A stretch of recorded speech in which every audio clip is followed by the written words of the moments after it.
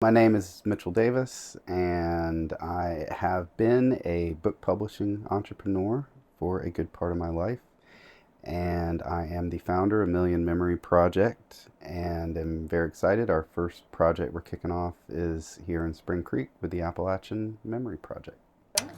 My name is Donna Ray Norton. I'm an eighth generation ballad singer from right here in Madison County, and I am the memory coordinator for the Million Memory Project and the Appalachian Memory Project.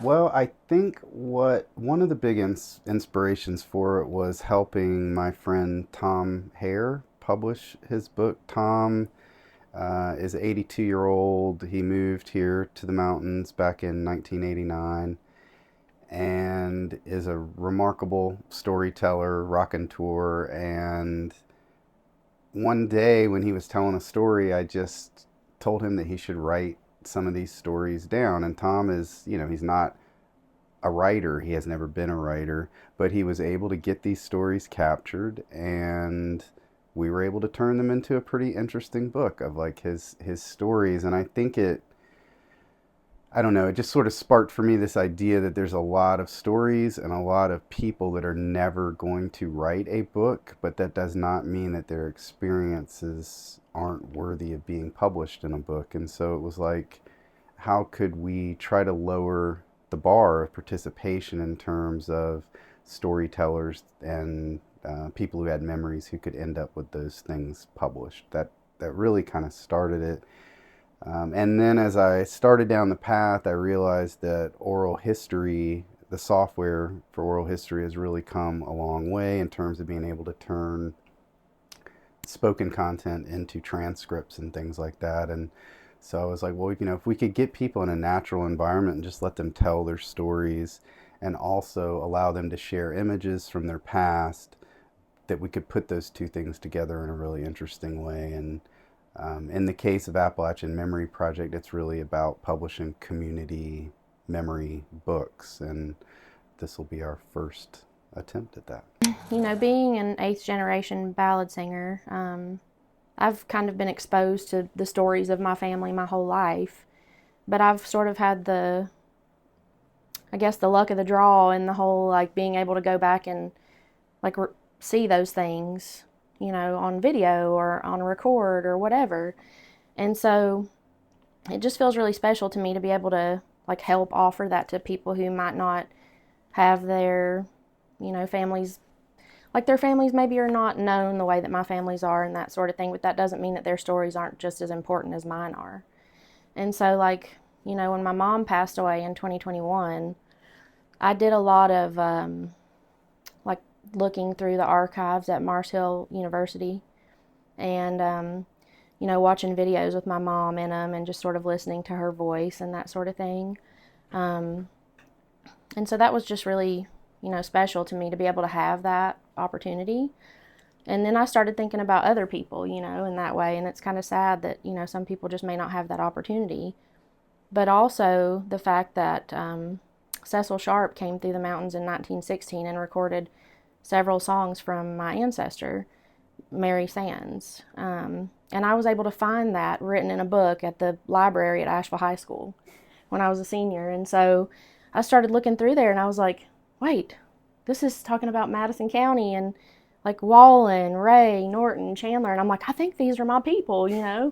And so, like, for me, I think it's just important to capture that, especially even, like, just for the generations to come, like, so that people can look back on their history, their family histories, their community histories, and see that stuff, and not just from one person, but not just from one family, but from multiple families.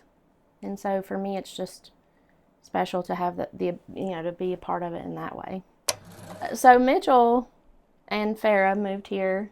So when did you guys move? 2020. Yeah. Yeah. And will you tell them the story of how how we met? Yeah, it's kind of interesting. So we, in the spring of 2020, which was sort of the teeth of COVID, we had just moved here, and we were exploring on YouTube looking for histories of Madison County, and we found a documentary that a gentleman had made here in 1965, black and white documentary. He was a 21-year-old filmmaker. It was his first film, and he had come here after seeing an article about Bascom Lunsford, who was a pretty well-known song collector. He started the Asheville Folk and Dance Festival back in the 1920s. And so he was definitely a key person in preserving a lot of songs and bringing attention to players up in Madison County. And at the end of the video on YouTube, this gentleman who was now in his 80s said, you know, it'd be great one day to get back to Madison County and reconnect there. And so Farrah and I just kind of decided we were going to try to make that happen, and we did. And so we put this project in motion to bring him to Madison County and do a screening and do a barn dance and some stuff like that. And at some point in the middle of that, I think we ended up at the Madison County Arts Council meeting with Donna Ray, with Laura Businger, with Leela Weinstein from Mars Hill, and it was really sort of a who are these people and what are they doing? as we do in Madison County. And what are they up to? And it was a very, very important meeting. They gave us some remarkable context that we did not have in terms of the history of the film and some things like that, which completely changed the whole artistic tone of how we approached it and turned it into a much, much more interesting project. But the message I took away from it was, you're not going to find the history of Madison County on YouTube. You're sitting in the room with it right now. And I left there going, okay, I heard that. And so we ended up doing a great event. Mm-hmm. Everybody was happy with it. Did an amazing little documentary video as part of that. And then last spring, we did a little tiny festival here where we invited the whole group, Nest of Singing Birds now, to come here and perform. And Donna Ray did this incredible collaboration with Tyler Ramsey that was really, really incredible. And I don't know, that's probably what kicked it off. Yeah, I think so. Like, you know, once I met Mitchell at the Arts Council, and then I kind of had seen him and Farrah around town, and we'd hung out and kind of talked a little bit here and there. But like during that whole time, I could just see that they're good people, you know, and I could tell that their heart is in the right place, and it was really special that they actually, you know, wanted to actually have a meeting with us and make sure that they were doing this thing the correct way. And that's a big deal in Madison County, you know. And so, you know, that was just really, I think, the thing that made me realize how great that they are. And Mitchell and I, you know, I think we became kind of fast friends. He's really easy to work with, and you know, it was sort of his idea to pair me up with Tyler Ramsey, which was that was like one of my favorite days of all times ever. And it was just a really special moment. But, you know, I think that, I think it's just been easy to kind of talk to each other, and we've come up with some really cool ideas together. And yeah, we did. We're working right now, and also in addition to Appalachian Memory Project, the Madison County Tourism Development after the hurricane gave us a grant, really gave Nest of Singing Birds a grant, which we're helping work with them on, to take the old Marshall Jail Ballad Swap on tour. And so, you know, the Ballad Swap had been going on for 2 years, and was disrupted by the hurricane. And so it really speaks to the vision of Madison County tourism too, to say like, what is a great way for us to keep our message out there and to let people know we need them to come back once things are cleaned up. And so we did a show at the Gray Eagle that sold out, and then we did 2 sold out shows in Charleston. We sold out Floyd, the country store too. Yeah, Floyd Country Store in Virginia. And then there's 2 more shows left. There's one at Cat's Cradle in Chapel Hill next weekend, and then one more in Knoxville in April, and that'll fulfill the grant. But I mean, it's been, thousands of people and, you know, lots of social media interactions just to kind of keep the story of the ballads out there. And so that's been a lot of fun. And then, it just sort of segued into this. And yeah, I think we actually were having a conversation sort of about this, and it was after the hurricane, and I was, you know, just talking with Mitchell about like how upset I was about the swap being, and everything happening and the swap potentially not happening again. And we had talked about taking the swap on tour, and Mitchell was like, well, I'm talking to my friends at the Gray Eagle, and let me see if I can. And then I was like, they jumped hey, on it. yeah. And he just like sort of just jumped right in there with me not knowing, having a clue at all what I was doing. And it's been so helpful. And I don't think that, we would have done as much as we have done without you helping. And I'm so grateful. Thank you. Yeah, and it all kind of just fits together, Mm-hmm. I mean, definitely the work that Nesting Birds is doing and the work happening in Marshall and happening in Hot Springs fits with what we're trying to do with Appalachian Memory Project, and I mean, we don't, I think, Donna Ray's the perfect person because she's so connected here and knows people. But I don't think we really have a sense of the direction it's going to go yet. I think we're trying to not um, have too much editorial vision until we sort of see what we actually get. Yeah. And I think there's the two components to it are ultimately, this is, I want to publish beautiful books. That's my goal. So it makes it a lot easier. I mean, we're, you know, talking to universities and other institutions that are interested in open access content and convincing those folks that this is a great way to spend their money to sponsor this because we can just give them the full length interviews and the full length transcripts and the things that they will use in a research capacity and in a sort of archival capacity. And because we're not wedded to those things, it's just a completely different conversation that you have with the institutions when they know that they're going to end up being able to host those things and make those things available. So, and it keeps us focused on just how are we going to put together great books, because that's really what I want to do. I think that might have been one of the things that sort of maybe, kind of led Mitchell in my direction is like the ballad singing here in Madison County, like in my family specifically, like we carry one of the oldest unbroken oral non-indigenous traditions in the United States. And the difference between my family and some other people's family who do the same thing is that our history's been documented. Like I said, Cecil Sharp came through the Appalachian Mountains in 1916, right after the Great Flood. And he said that Madison County was like a nest of singing birds, and that the songs he collected here were more pure and untouched than even the ones that he recorded back home. And so, it's, I think it kind of just, like you said, it goes hand in hand. I mean, it's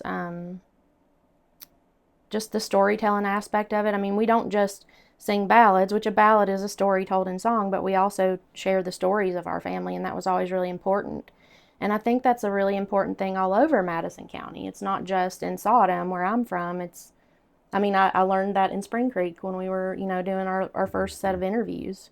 It was just very important. Now remember, you need to remember that Grandma Dill, this or whatever. And it was just like you had to remember these things. And why? Because, it was just like our people were so passionate about our histories that they really wanted that stuff to carry on. And it's just, it's just really important. And I think that it just kind of goes hand in hand. I mean, and I'm sort of a people person, and I like to talk a whole bunch, and I like to make people feel comfortable, and I'm just sort of bubbly and charismatic, I guess, if I was describing myself. I don't know.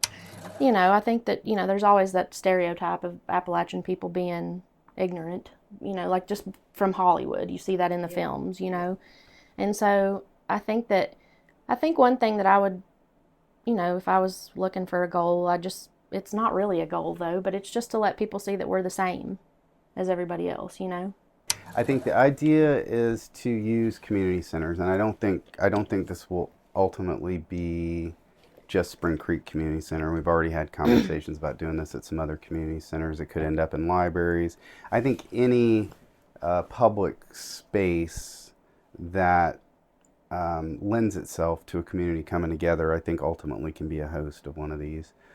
And I think we're still sort of figuring out how it will happen, but the way it's conceived now is that folks will be able to bring with them some photos that we will also digitize. So there will be a photo digitization. You'll sort of do an intake, sign some form saying, hey, I understand this stuff's going to be used in these ways. And then the photos will be digitized, and someone will work with the person to capture some basic data about those photos to the extent it's known: who took the photo, when, what's in it, where was it, those sorts of things. The person will then kind of move along to more of the oral history piece of it, where they will be able to tell the stories of what was happening in those photos. And certainly there will also be a bit of capturing that person's biography to set some context. But I think we conceived of it that way because it will make it easier for people to talk about the memories if it's not an interview with them about their own life. That certainly will happen as part of this project also for particular people, that will happen. Particularly for elders in the community and people who have a little longer view of what's happened. We are going to do longer form stuff and already have. But for the memory days, I think there was a sense that we want to keep a sense of momentum and a sense of the day moving on, and it not necessarily feeling like the person had to show up and give a biography. That their story will come out, but it'll be through these images that they've decided to bring, which they think help tell the story. And I think ultimately that's going to create a more interesting book also, which was really part of the motivation. So I mean, I think we're open to anything historical. I think we're going to end up finding things that we couldn't even like think of now. I mean, I think with mine and with Rare Bird's sort of interest in music, and with Donna Ray's background in music, I find it impossible that we are not going to start to tease out some themes around musical history. One of the things we were doing with the interviews in Spring Creek was that Spring Creek's musical history is a little less documented than the other parts of Madison County.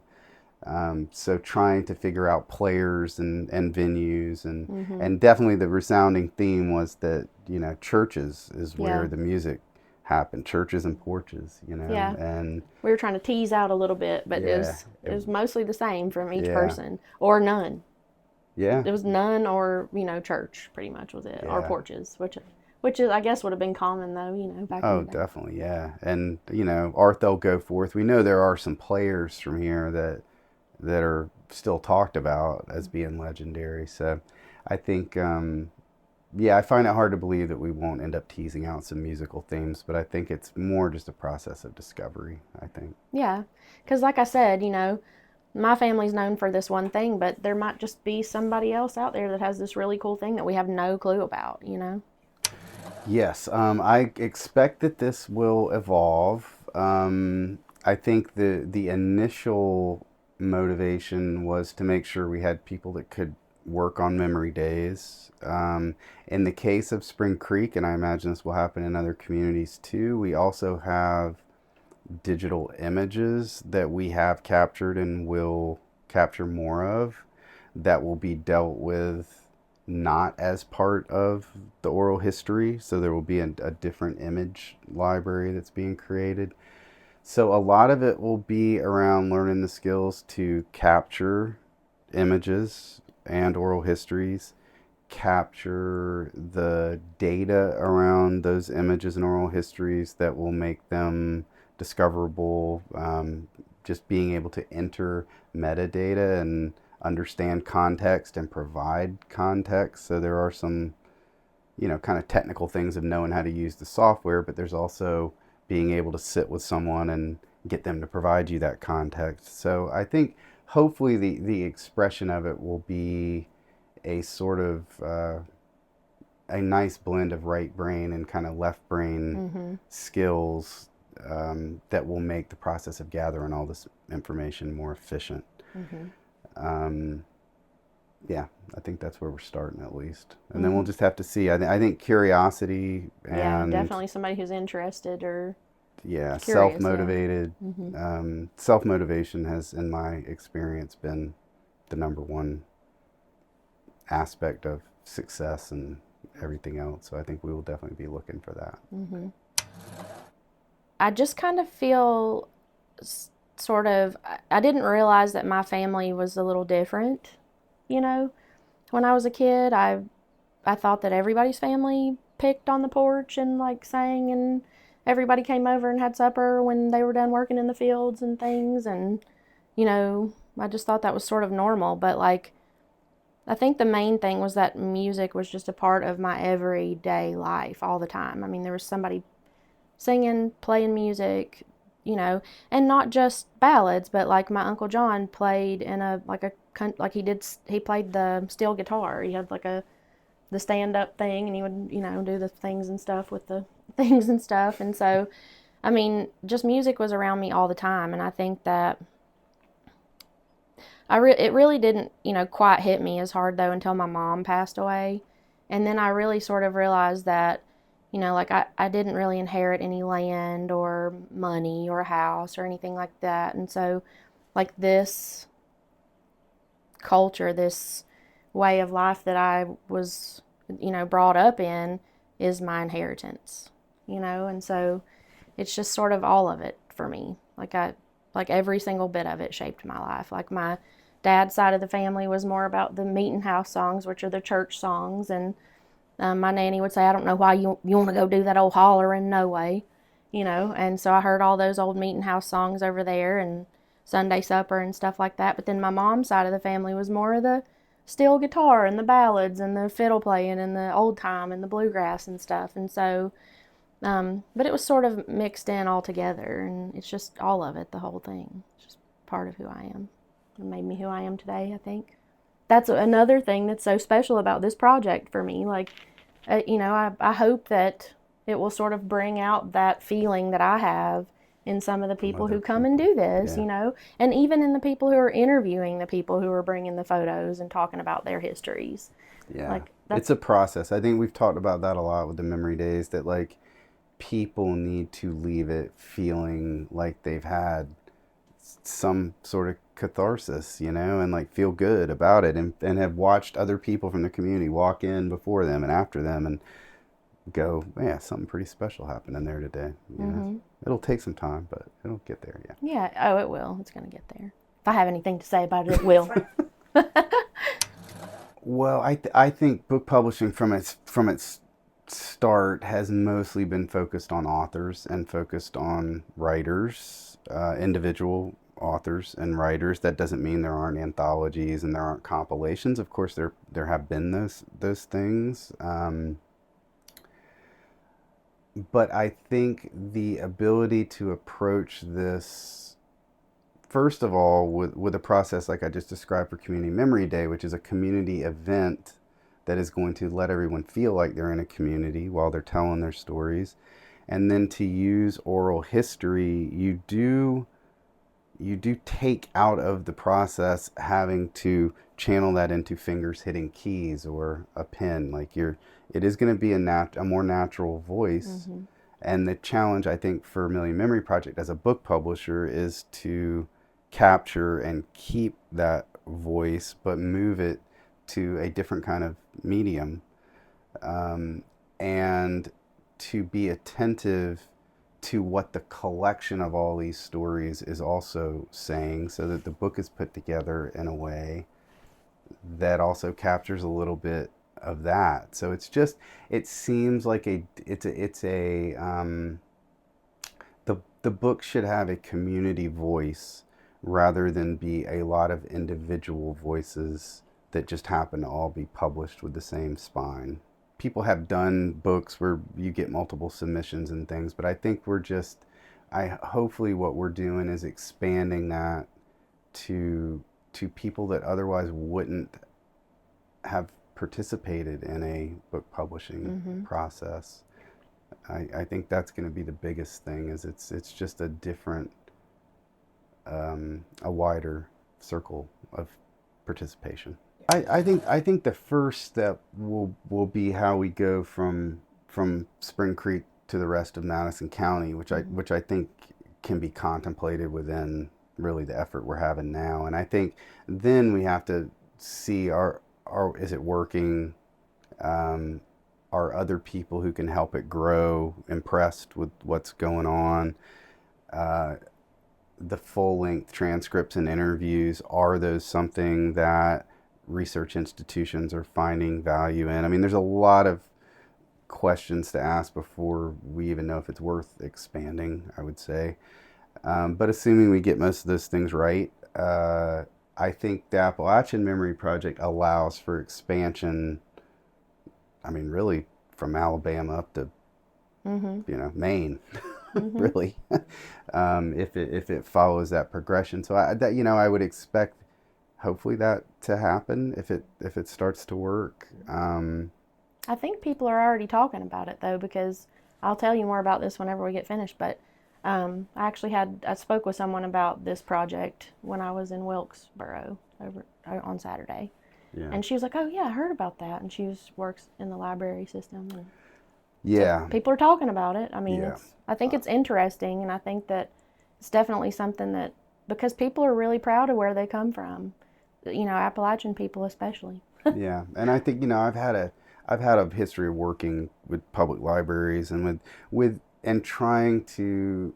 At the end of the day, this really is a community engagement project that just happens to also be publishing books and creating research databases at its ultimate expression. And I know there's so much enthusiasm among community leaders and librarians and archivists around effective community engagement. So, if we can get that part right, I do think it will find a voice and begin to expand. And if we get it right, then hopefully people will start to self-identify. Because for me, without motivation, nothing works. So my hope would be that people start to raise their hands after seeing what we're doing, and will convince us that they're motivated enough that we should try to conceive of a project with them. And if that happens, I think it could happen. I mean, I've got a couple of other within Million Memory Project, outside of Appalachian Memory Project. I do have a couple of other things that we're working on. One is around music histories in particular, typically bands that have history and following, but that are approaching 35th, 40th anniversaries, really coming to the ends of their careers, and trying to have Million Memory Project serve as a conduit between academic institutions that have an interest in community engagement and relevancy and a bunch of other things that they could benefit from being associated with these bands, and also the band's management.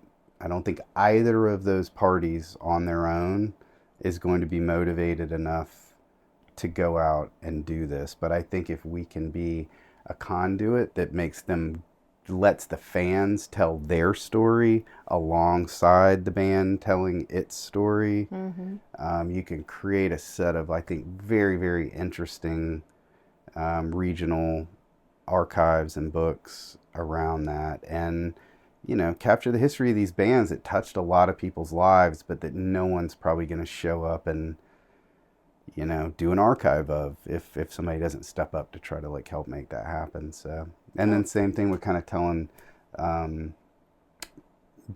stories of different, one we're doing is on the history of the book publishing industry from 2000 to 2025, where we go back and interview people who've been all associated with that over the years. So I don't know, just these little niche things that I think could get lost if there's not a motivation to.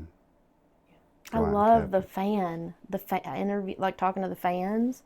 That's awesome. That's such a great idea. And there's just so many bands at that precipice of the end of their careers that the local university or the local large public library has an interest in. They're proud of those. They went out and toured the world, and now they've come back. So that's so cool. Because if it wasn't for the fans, like, who would these people be, including the ballad singers, like if it weren't for people in the crowd, like, Yeah, that's what makes it so happen. that's awesome to think about having it. I love that idea.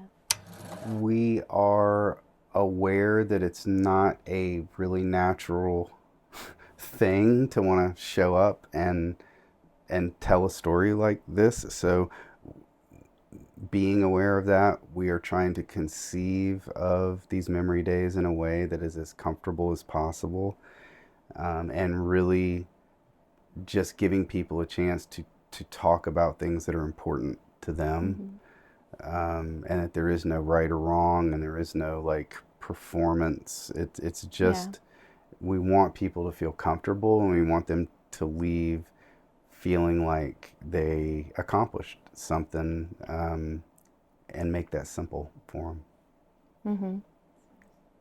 And I think that, like, I just hope that they, see that I'm a part of this community, because I think one of the things about Madison County is that people are sort of standoffish about people that they don't know.